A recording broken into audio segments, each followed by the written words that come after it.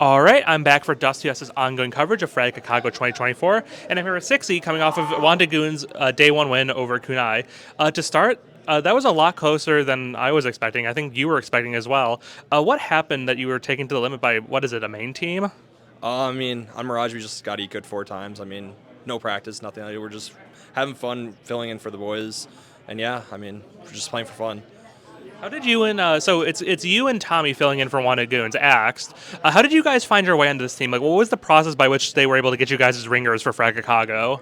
So I saw something on Twitter where they lost someone, and I was like, hey, I'm in the area. I'm like 25 minutes from the venue. I can play. And then they lost another person. Then Tommy, I was asking around. Tommy said he'd play because he's coming anyway. So that's how that all kind of happened. And does it feel good to be playing back on the local LAN circuit again as like as a ringer for a team at a lower level than what you're used to playing at? Is it exciting for you to be able to sort of to run around and just crack heads as opposed to having to play a much more like structured CS in the top of ECL or at like DreamHacks? Oh yeah, definitely. Last line I played was against Falcons and Mongols, and compared to compare that to this, it's a lot different, and it's just more fun just to run around, have fun. Not really have any stressful moments or anything like that. Now, looking at that sort of the professional side of your career, you just left Party Astronauts after 9 months. What led you to leave that team after being with them for such a long time? It felt like the team overall was pretty successful despite being Orca. So, what inspired you to take that step and leave the squad? We were having a lot of success qualifying for events and stuff. We didn't make the RMRs and stuff. There are other teams that didn't make it either.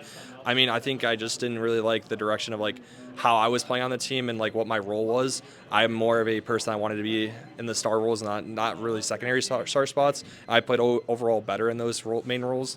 That's why I wanted to go back to those roles. At the same time you left the squad, we saw Wolfie leave on the same day. Was that premeditated? Did you guys know you were going to both make the announcement at that same time?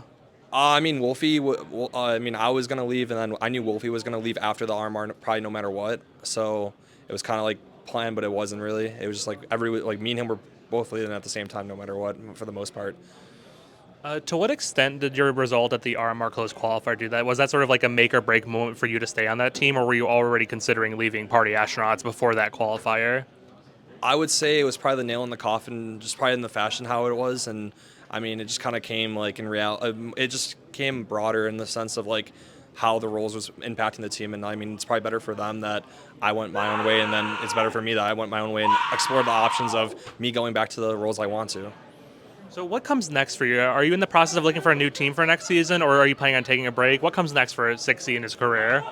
Kind of just waiting to see what happens. There might be changes, depending on what happens at the RMR in the next upcoming months. And honestly, with the new Valve stuff, who knows, what teams are going to be around, and if anything happens, I'm not too sure. It's all up in the air. But I'm looking, for the next project or opportunity, and yeah, I'm always going to be around. You and Wolfie and now Viathan leaving Party Astronauts have left significant holes in their roster that I think will be difficult to fill. Do you think that squad has a future without you guys in it? Do you think that the Party Astronauts project is sustainable without two of their star pieces? I feel they can. It just depends on how their identity is formed. On when we were on the team, the identity wasn't there, and we got away from when Adam and I were both on that team, we were qualifying for events and stuff like that, and then the identity changed fully with losing Rush and everything like that, and parting ways with Chop. So if they can find their way and find their style, they can definitely qualify for events again. Despite Party Astronauts being as successful as they were, the squad obviously was never able to find an organization to join during your tenure with the squad, and now it's been, I believe, almost a year and a half since they left Evil Geniuses. What happened at Party Astronauts that you guys weren't able to find an org? Was there interest, or what was the process of trying to find an org, and why was it ultimately unsuccessful? I think part of it was there was interest for sure.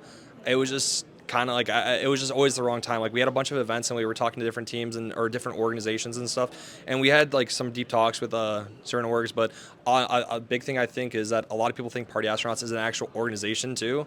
When we go to the Challenger events, they always have oh, we're proud of your organization or whatever on the paper, and it's it's not an organization, or just a name. So I think that's maybe a thing to add on to that too. Now, with you leaving this team, it's been around 2 years since you played for your last organization. Your last org was Nouns on the original Nouns roster. Has it been a challenge for you to stay in the scene with being orgless for such a long time? I mean, I wouldn't say so. I mean, I feel like, I wouldn't say so. I mean, everybody knows what I can do. It's just more of like the timing of stuff. And I mean, I was on Party Astronauts for a while, but there was not really many changes between like the Nouns team for like that kind of role or NRG. They end up going automatic. I mean, there hasn't been really many opportunities for that to happen. So I mean, I think that's more of it, what it is. When we were at the last Fragicago, CS2 had just come out, and a lot of the players we talked to were kind of hesitant about the future of the game. With all of the changes we've seen in the scene since then, the introduction of the VRS, the introduction of the new tournament rules, and the change in the new tournament operators coming to the scene, how are you feeling about the state of the future of the game as a competitive esport right now?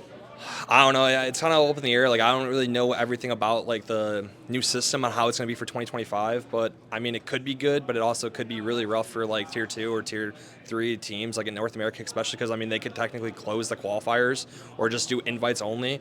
And if they do that, I don't see any North American teams getting actually into these tournaments besides like M80 or Cole. But I mean, at that point, if they lose enough, they won't get those spots again. So it honestly, who knows what's going to happen. And in closing out with this event, how do you feel? How do you feel about your chances with coming in as a complete pug roster? Do we feel confident making playoffs? And how far do you think the squad can go with such a disparate mix of pieces? I mean, I think we're just hoping to make it out of groups and like make playoffs or whatever. Like, I mean, I'm just happy just to play, and I'm sure all those guys are too. We're just looking to have fun, and see what happens. All right, so that's cxzi from Wanted Goons, previously at Party Astronauts. We'll see them in action later today for Fragicago 2024.